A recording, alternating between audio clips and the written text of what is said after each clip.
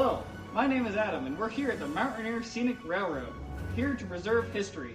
And to do that, we have decided to restore the Satsup.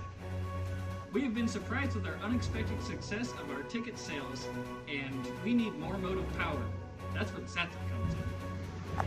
The 70 needed more help getting up the hill, and we invented various options, such as throwing our esteemed Chris on a railway. But I've decided to throw the Satsup into helper service.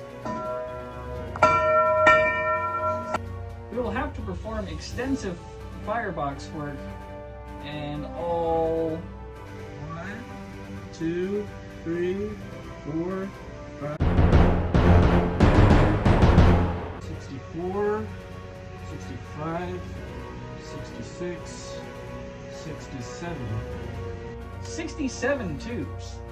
We're going to have to fundraise for the roughly $600 in materials that we'll need to rebuild Satsup's running gear. From the volunteers And the staff at